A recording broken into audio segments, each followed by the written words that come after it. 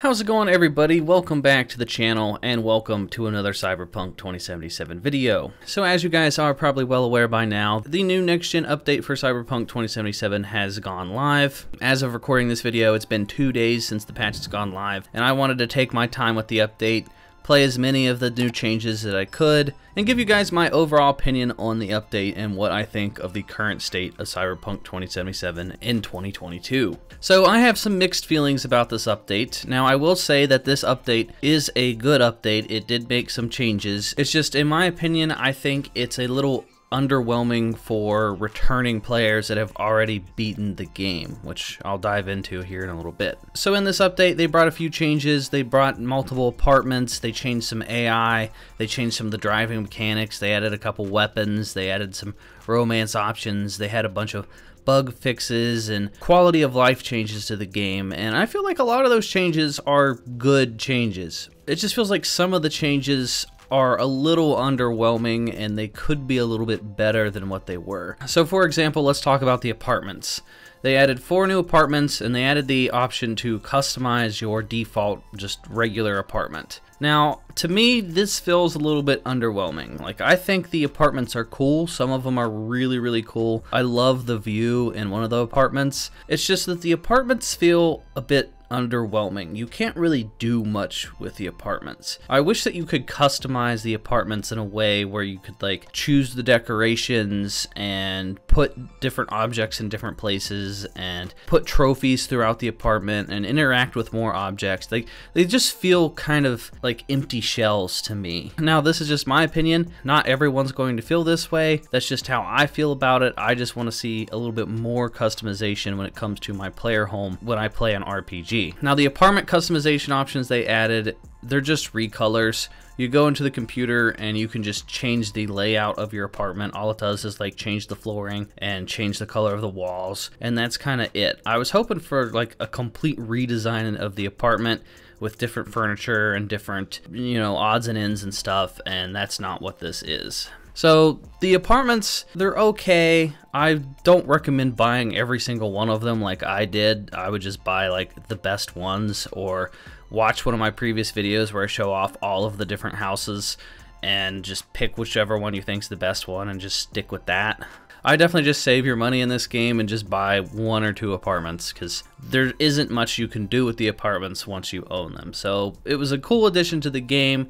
They did listen to feedback and added more apartments, so I appreciate that. It's just, they're not as good as what they could be. So next up, I want to talk about the driving mechanics. When it comes to driving, they tweaked a lot of the handling in the vehicles. Some of the vehicles feel like they have more weight to them. Going around turns does feel a little bit better. Driving in the base game when this game launched was just absolutely horrendous. One of the top downloaded mods on PC was changes to the driving mechanics, because so many people were just sliding all over the road. It felt like you were kind of driving on ice at all times. In my opinion, the driving is a little bit better. I still don't think it's perfect. I might be spoiled because I've played a lot of Grand Theft Auto in my day, and I feel like the driving mechanics in Grand Theft Auto are pretty much perfect. So in comparison to Grand Theft Auto, the driving isn't as smooth and doesn't feel as realistic as Grand Theft Auto, but it is an improvement to the overall experience that you're going to have when you're playing Cyberpunk. So next up, I want to talk about the graphics and the performance and stuff. Now, I've played this game at its absolute worst, and I've played it at its close to best. I own this on PC. I also own this on Xbox. I have the physical copy, which I got right at release, and I played this game before the day 1 update, so I've seen how buggy and crappy and just broken this game was on the Xbox One. It was pretty much unplayable. It was awful. And after a couple patches and stuff, they made it a little bit more playable on last-gen consoles. But now that they have the next-gen update and I have a Series X, I can confirm that it plays a lot smoother, and it's basically an entirely different experience and a different game playing it on a Series X compared to the Xbox One. Night and day difference. It's smooth as butter. There's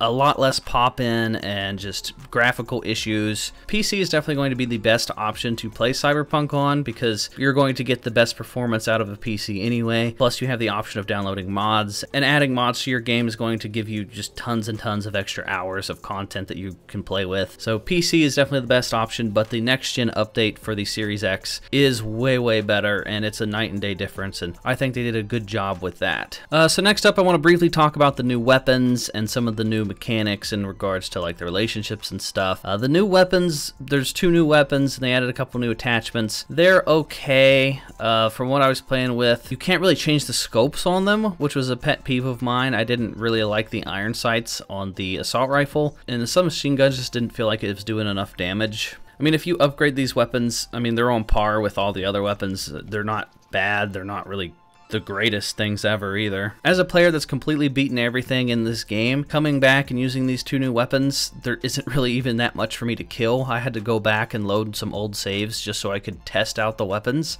and they're kind of underwhelming. It's nice that we got some additional content, but as a returning player, you're not really going to see much use of these new weapons. But as a new player to the Cyberpunk game, I'd say the new weapons are a good addition. And then when it comes to the new romance options, there really isn't any new romance options that I could see. If you complete all the romance quests for whichever character and you unlock their safe house, the only thing they added is if you decide to go to bed, sometimes your romantic partner will wake up in the bed beside you. It's not like you're naked or you have the opportunity to have a sex scene or anything. I mean, that's it. They just wake up beside you. So it's like a cool little addition, but you're not even going to really notice it that much. You have to specifically go looking to do that.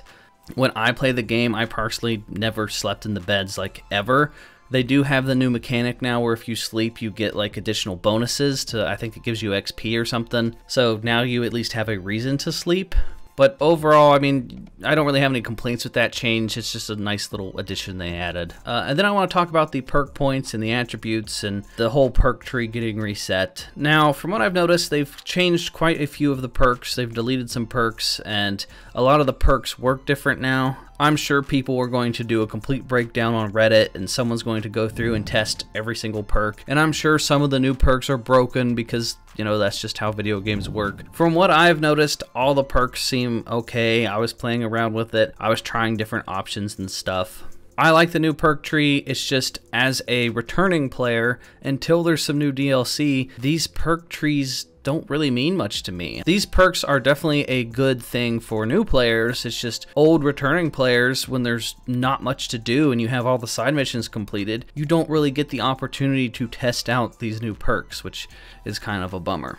Which brings me to my overall summary of the update. You know, this update was a good update. They had a lot of fixes, they had a lot of changes, they had a lot of small tweaks, and this is a good update. It's just an underwhelming update. This update came 14 months after the game's release. So this is a good, well-needed update. It's just, if you compare this to any other video game, it feels like this would be an update we would see like 1 or 2 months down the road, not 14 months later. After a year and 2 months, I just expected more. I don't know why it took them this long to release so little. What they added is fine, it's just very underwhelming for as long as it took them. And we still have no idea when DLC is coming to the game. So any returning players that have beaten the game, like myself, we don't have anything to do. If you are new to Cyberpunk, this update is for you. And I feel like this update is targeted to those people. I think this update is to bring in new players that were considering buying the game but saw the bad reviews and just never got the opportunity. So if you're a new player, now's the best time to jump into Cyberpunk. Rating this update for new players, I'd give it like an 8 or a 9 out of 10. This is a great update. I wish that my first experience with Cyberpunk would have been this update. Like, I'm jealous of those of you that are playing this game for the first time after this update. Now, I would still avoid this on last-gen consoles, like on the Xbox One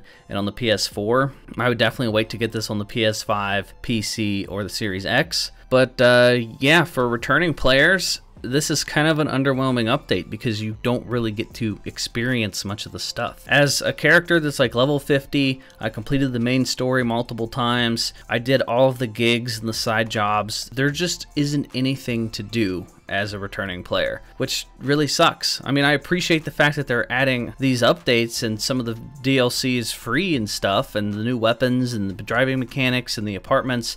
I like that they're adding free DLC. It's just taking way too long for them to do these updates, and we need some sort of confirmation as to when we're going to get a DLC update. I don't want to come back to this game and delete my character and create an all-new character just to get to play with the new things and enjoy the new things that they've added added to this game. So if I made a new character, I'm sure I would love the new perks that they've added. I'm sure it would be a completely different experience from the first time I've played. But for me personally, I think I'm just going to wait until a new DLC update comes out because, like I said, it's a little bit underwhelming for those returning players. So overall, it's a good update, great update for new players, underwhelming update for returning players, and the big problem with this update is that it just took way longer than what it probably should have. 14 months is a very long time to go without any content or updates to a game, and I don't know if this is going to be enough to bring back life to the player base. I guess we'll just have to wait and see. But let me know what you guys think down in the comment section down below. If you guys are playing the update, let me know what you guys like or dislike about it. If you guys are new here, hit that subscribe button and hit the bell for notifications. If you guys want to watch me do live streams, I stream on Twitch at SwanyPlaysGames Live. And that is going to do it for this video, everyone. And I will talk to you all next time.